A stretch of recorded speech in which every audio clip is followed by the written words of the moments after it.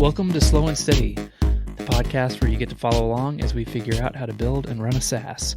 I'm Brian. And I'm Benedict. Each week, we'll give you an honest peek into our lives as we work on our products and keep the lights on by getting outside funding. Today is May 5th, and I'm feeling pumped. This is episode number 40, and I'm feeling a bit uninspired. This episode is brought to you by Nusi, proposal software for creatives made easy. Do you get stressed every time a new lead hits your inbox? Nusi was built to help you create, send, track, and manage your proposals in one easy-to-use app. Forget about searching for your best content and following up with clients to sign on the dotted line. To get a 30% discount for your first 3 months, please mention Slow and Steady in the How Did You Hear About Us section when you sign up. All right, cool. Yeah, we have a sponsor now because of that initiative that Jane and you kind of kicked off. Yeah, it's the first one. I'm excited, like already learning about new products. This is great. Yeah, super good. And so yeah, check out Newsy and let us know what you think. So Benedict, I mean, I feel like let's not bury the lead here. You have very, very big and very exciting news. Yeah. We have. The word's been out. We joined TinySeed, the Batch 2 2020 edition. Wow. Woohoo! That is so exciting. Congratulations.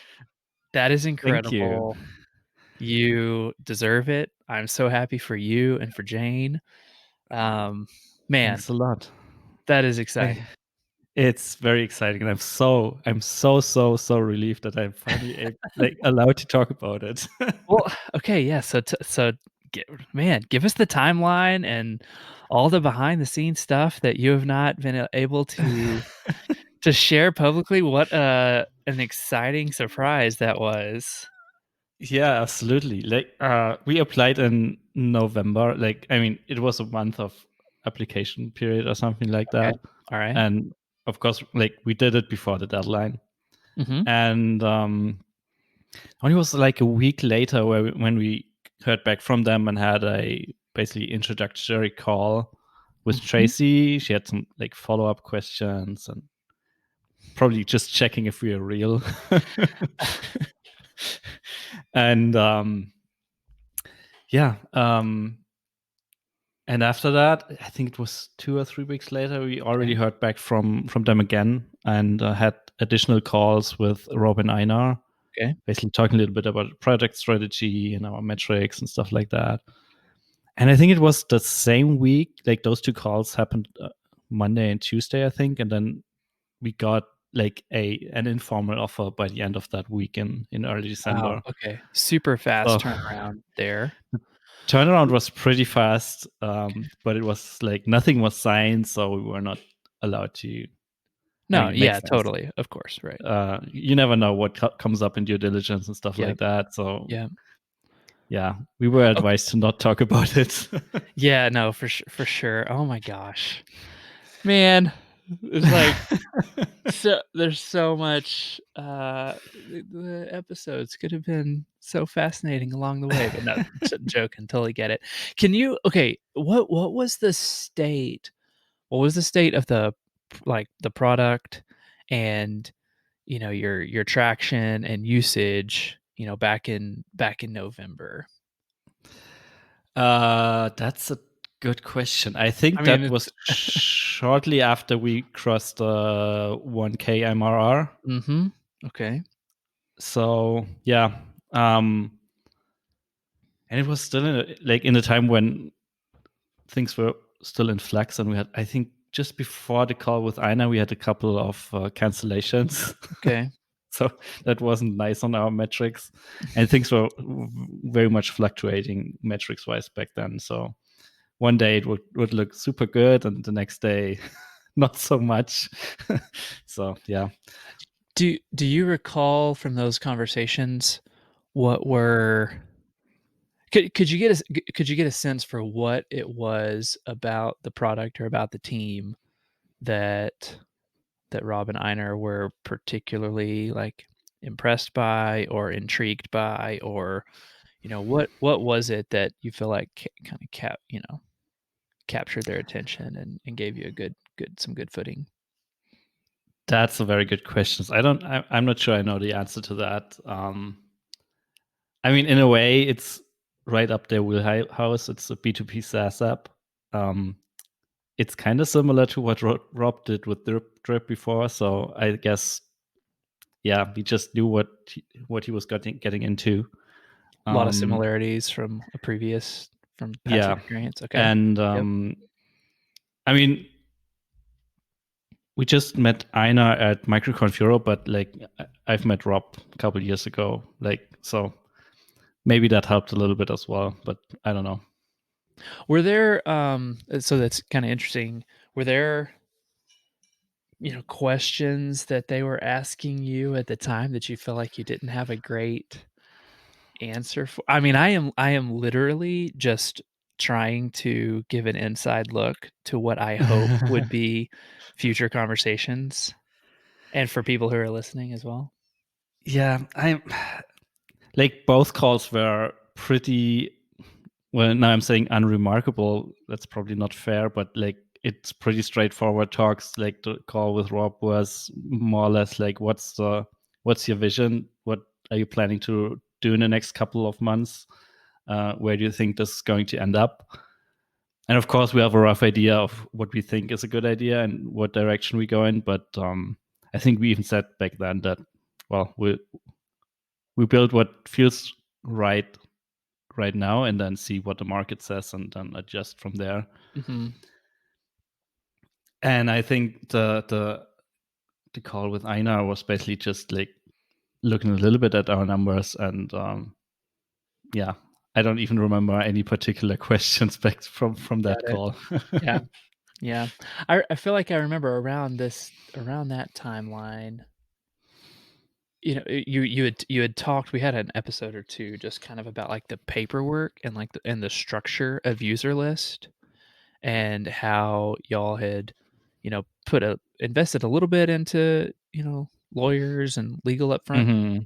Hmm. Um, what was due diligence like, and did it streamline things that you had set things up in that way ahead of time, or do you have any advice on It was that? definitely helpful that we had much of the paperwork ready. Like when we incorporated, we had like bylaws and articles of incorporation. Like all that paperwork was already in place.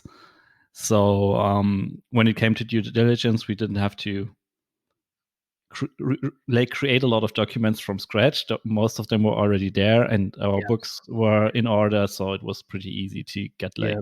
an export out of QuickBooks and then just send that over and stuff like that. Mhm. Um, we had to wrap up like the in December. It was right at the end of Claire's full involvement, so we had to wrap up Right. that part and figure it out. And then initially, when we founded the company, each of us put in a little bit of money into the company as a loan, but we just did it in form like we just transferred money and agreed that we'll eventually pay it back. And we had to basically recreate paperwork for that and document everything in that regard.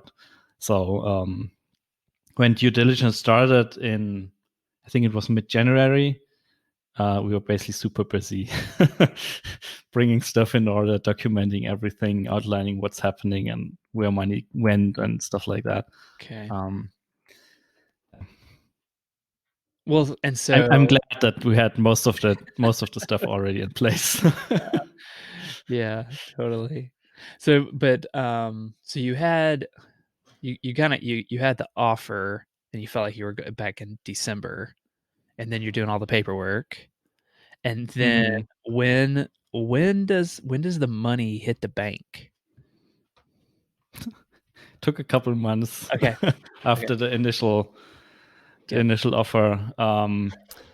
So we did all the due diligence. I think overall it took like 6 weeks or so, like with back and forth and reading paperwork and reading contracts and making adjustments and answering questions, asking questions, stuff like that. We also set up the new bank account back then, and for the bank account, the virtual mailbox forwarding stuff. So like there was a lot of stuff happening at the same time just to be ready for this. And I think it was early March when we finally signed like the contract and the new paperwork. And after that, I think it took like 10 days or 2 weeks until we got the money. And that was mostly because like um, filing the restated articles of incorporation with Georgia took like forever. And they were rejected in the first try for some reason Of that course, nobody could for explain. no So we reason. had to Yeah. redo Yeah. it. And Yeah. yeah, and when that was finally settled, then the money arrived pretty quickly. But that was like, I mean, it was in March, so right around when the whole coronavirus COVID situation was blowing up everywhere. So the levels of anxiety I I were can incredibly high. I cannot even imagine. Yeah. uh, because, like, I But mean, not saying that they do something like that, but like one part of our minds were like, yeah, they probably back out now. So why would they why would they spend the money on this? mm, well, I mean, kudos to Rob and the team for, honoring their agreements. There's definitely stories out there of rescinded offers and all that sort of thing. Yeah, absolutely. And like once that all was settled, it was like a magical bliss of being being good with everything. Like Mhm. Yeah. it definitely introduced a sense of calmness or in this chaotic Okay. time. Mhm, for sure. So that was quite nice. So what, all right, so practically speaking now, that gives you how much runway and what's the plan and how are you and Jane thinking through all of that? So we decided to go full time in January, or Yep. actually decided in November, and actually started doing it in January. And of course, like with that investment, that runway extends for at least a year, I guess. Mhm. Mhm. So we can keep doing this until this time next year. Yeah. And How if much things did stay, it's yeah. did had you decided had the 2 of you decided to go full-time regardless of whether or not TinySeed came through or not? Or was it like, eh, you had made that decision and then, "Oh, well, heck yeah, this happened as well. That makes it even easier," or how was I that? mean, it was kind of combined. We decided to definitely go full time for at least 6 months, Uh-huh. so until end of May or end of June, probably. And of course, there was this hope connected to, hey, if this works out, then we can do at least a year or maybe a little longer. Um, yeah, but we didn't count on that. Like, I mean, you never know how this works out. So we decided to go full time, and then if the funding works out, then of course we can do this for longer. Yeah. Yeah. Okay. So, at least a year, roughly, Yeah, depending on and how then quickly we yeah, grow and then and revenue growth. what else we Yeah, spend totally. money on. Yep. Yeah, Might be a for sure. little bit longer or a little bit shorter. Yep. Okay. Man, congrats. I am so excited for y'all. Yeah, it's definitely exciting, and Yeah.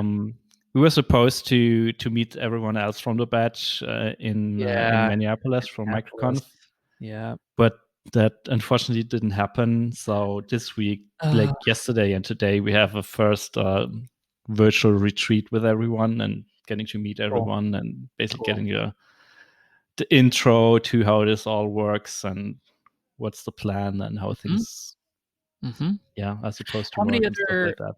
how many other companies are in your cohort? I think it's 12 companies in total, if Mhm. I'm not mistaken.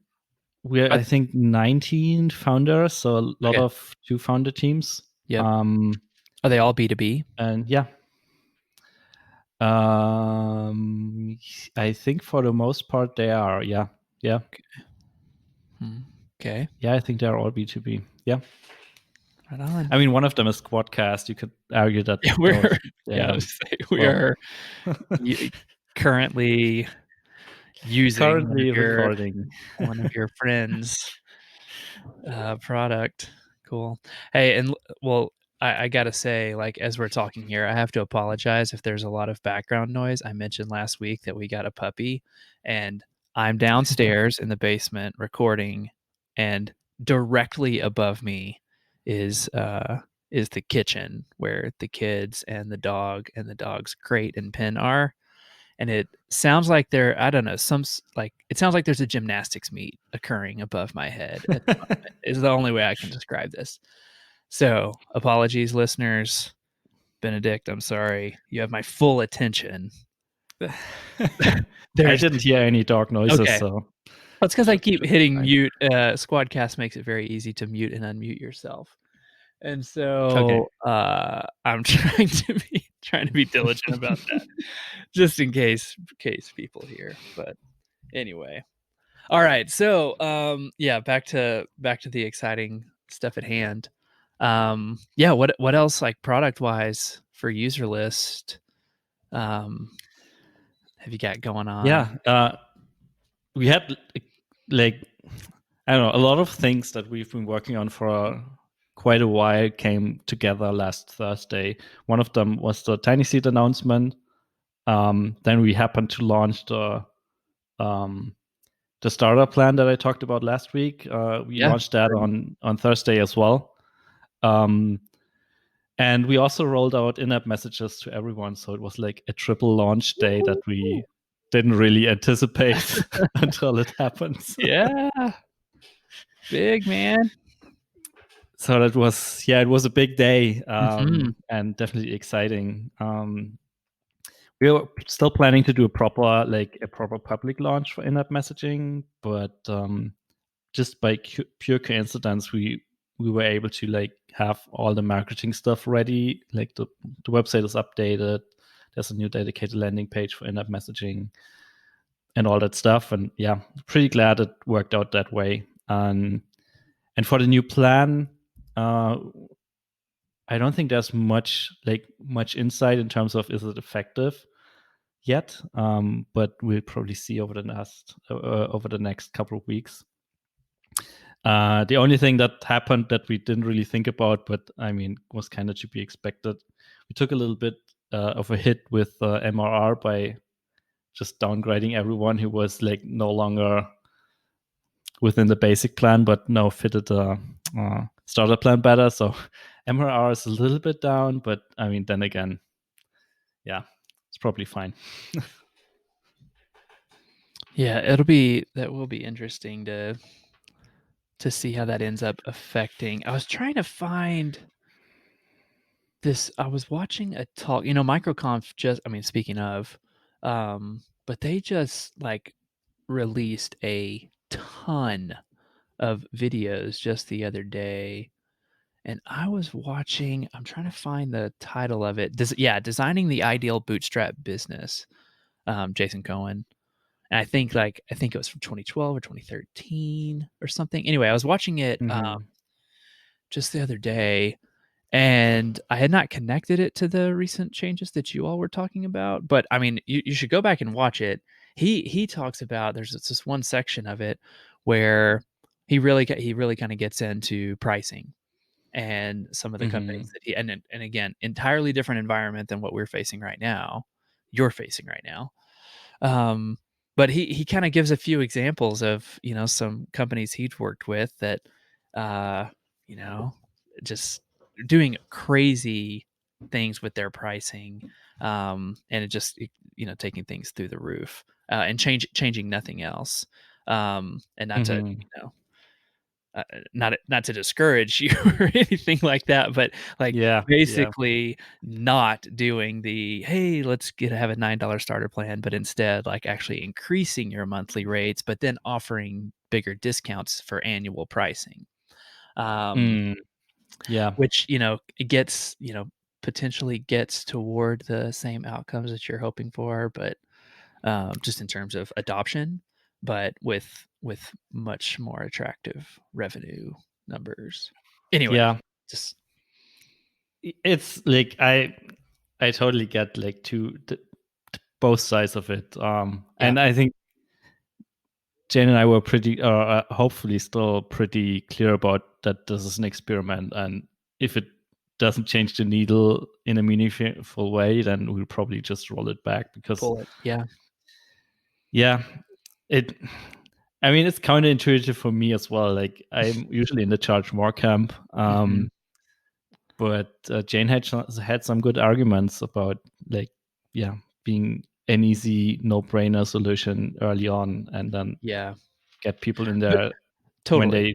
they just start out. So yeah, Yeah, and we'll see. because y'all were seeing such, encouraging things around expansion revenue and how much easier it is to get somebody to upgrade as opposed to finding a brand new customer, and so, Yeah, yeah, there's a strong argument to be made. Get people in with a credit card and money on a no-brainer choice, and then upgrade them later. Yeah, yeah, I mean, yeah. We'll see. encouraging. I mean, let's talk about this in a couple of weeks, and then hopefully I have some more numbers to share. Yeah, Um, totally. Totally. yeah, Are you feeling any of the, because you just said, you and Jane are real clear about this being an experiment. If it doesn't work, then we'll just, change the plan. Um, do you do you feel any, what's the right word? Like inertia or, lock-in at all because you would have paying customers, you would have people using this, but relative to the entire life of the business, like, you're very so super, super early. Am I asking that in a good way? Does that make sense? I'm not sure what the question is. Okay. Are you feeling complete freedom to be able to say, "This is just an experiment, and we will, like, completely change our mind at any point with no guilt or hesitation whatsoever?" Or do you feel at least some degree of reservation about, well, I mean, we're a real business now. We have paying customers. We can't just we can't change major things like pricing willy-nilly. Yeah, so I think like just adding a new plan and removing it is an easy decision that doesn't affect a lot of people. Yeah.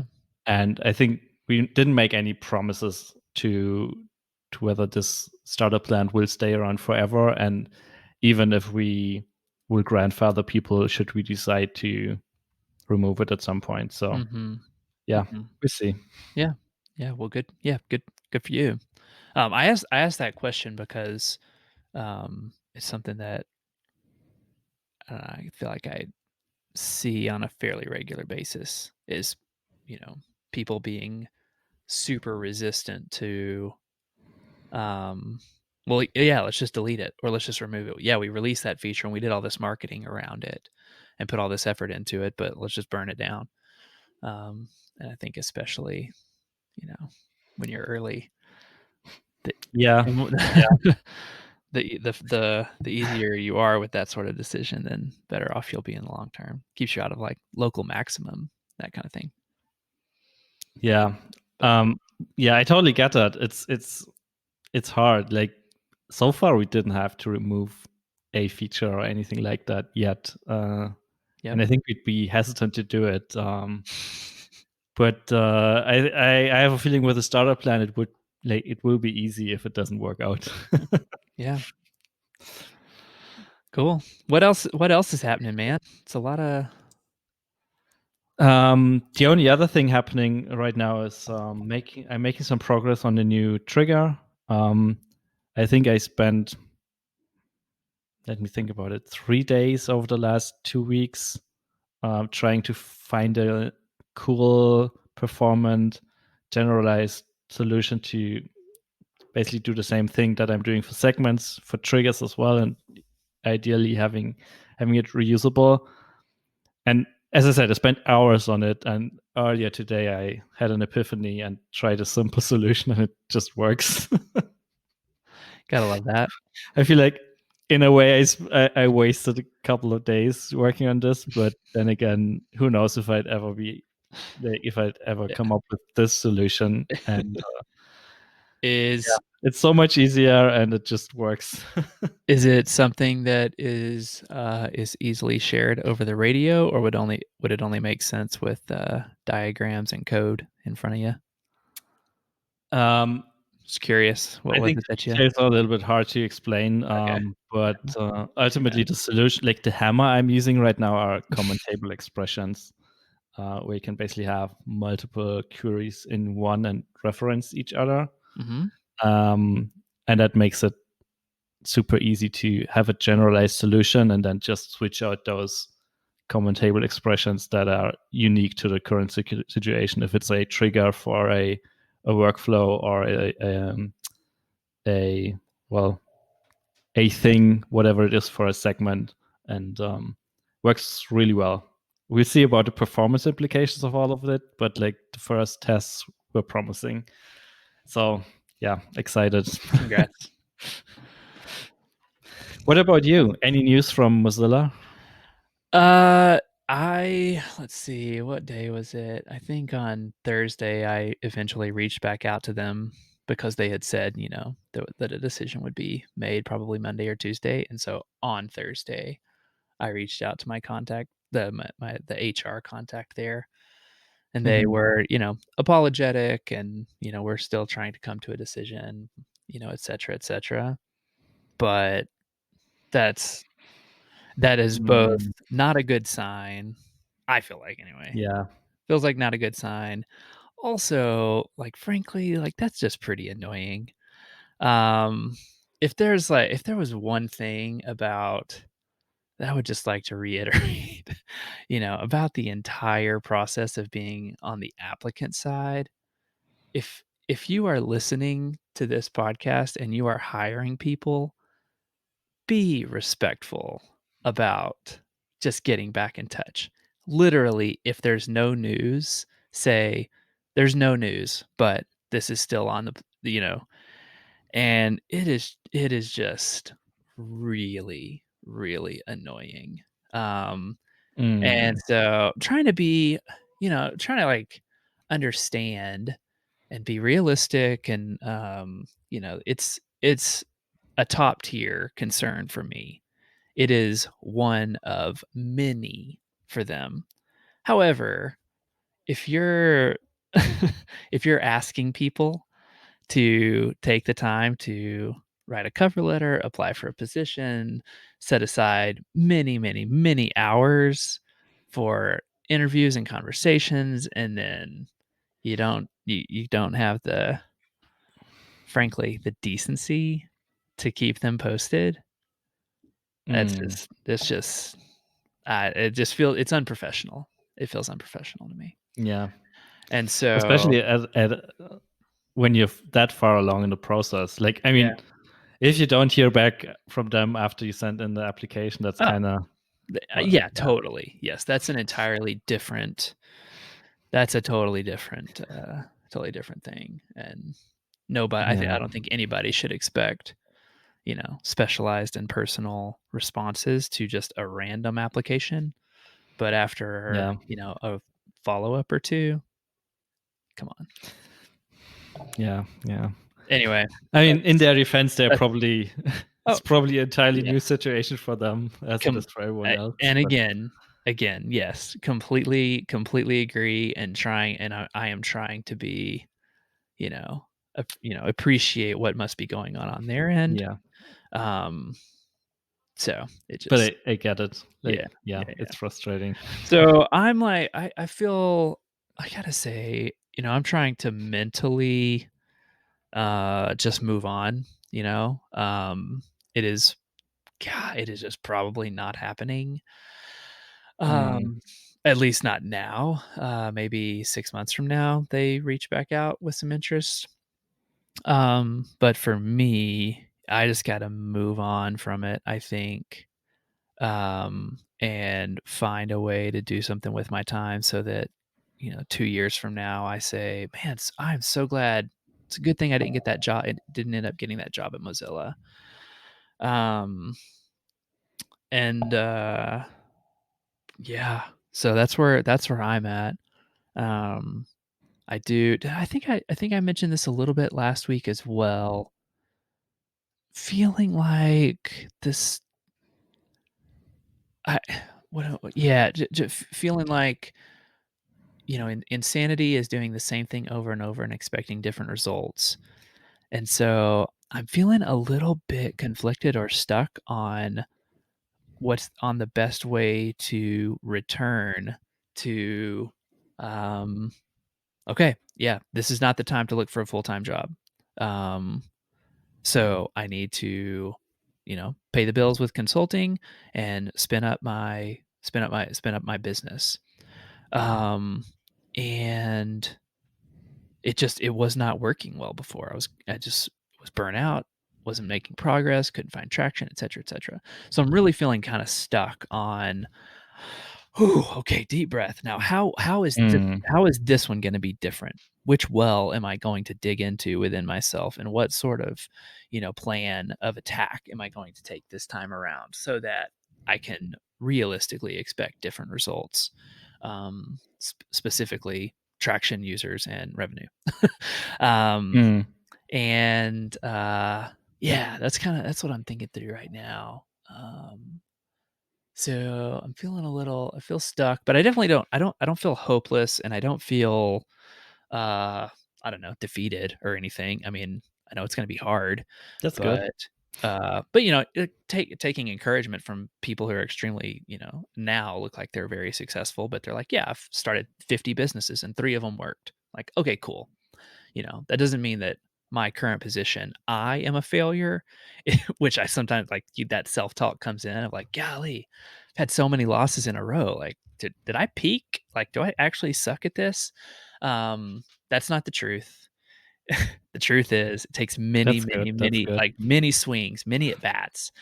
And so, but I am trying to think through how to be thoughtful and strategic here and set Mm. myself up to have a different I think it's just a different experience on this next push here, but I don't know, man. Mm. I'm definitely Did you feel like you were doing too many, like trying to make too many changes at once at the same time before? Because I remember you basically tried to reposition your consulting business a little bit. Yep, And it wasn't yep, even, I think you weren't even sure about like, do you want to go more into the, like right now or back then you were a developer and you want to either go into consulting for remote companies or yeah, product manager type of gigs and yeah. then headlamp on the side. Maybe it was just like Too many too much at the same changes. time.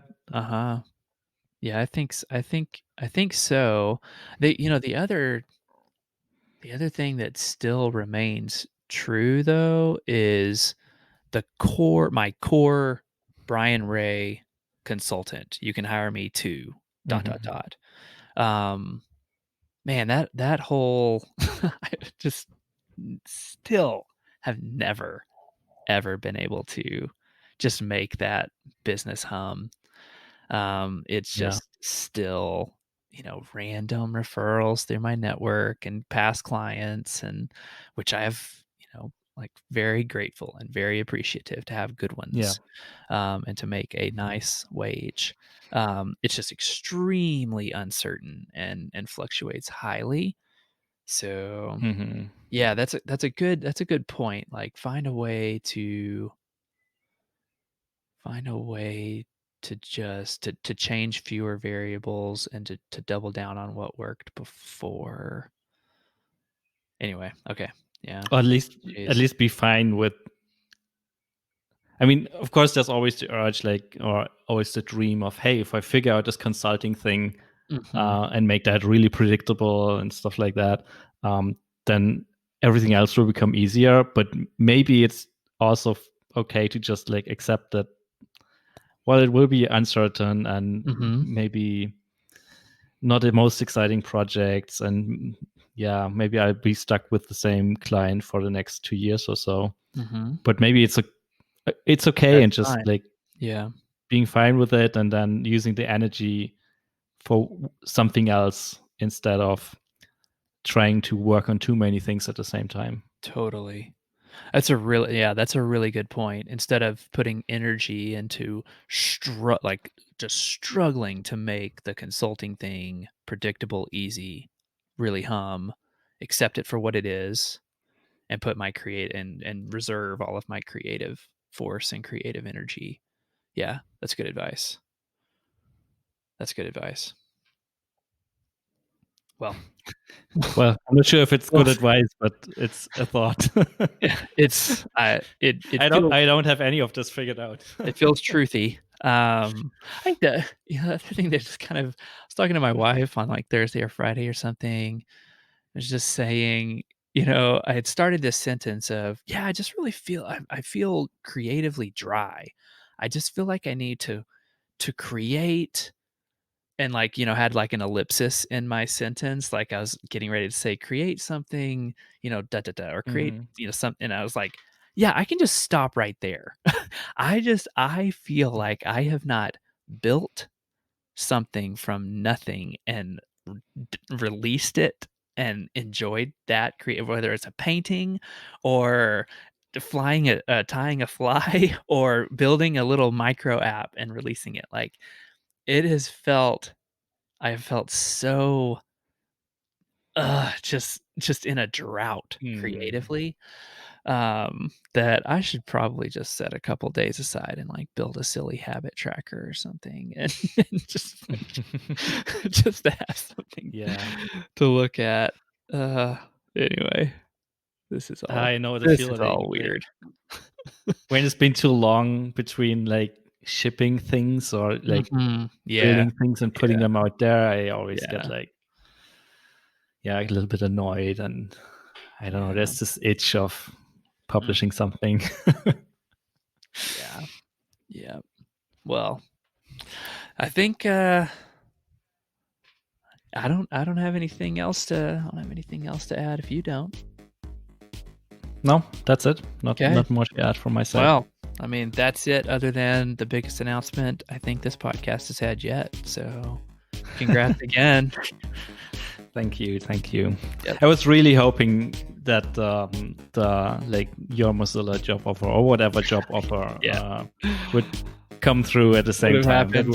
Yeah, totally. That would have been the best episode ever. Back-to-back grand So, slams. Yeah. yeah, that would be No, nice. all good, man. Okay. Well, let's Cool. see. Show notes at slowandsteadypodcast.com. And we'll talk to you next week. Yeah. See you.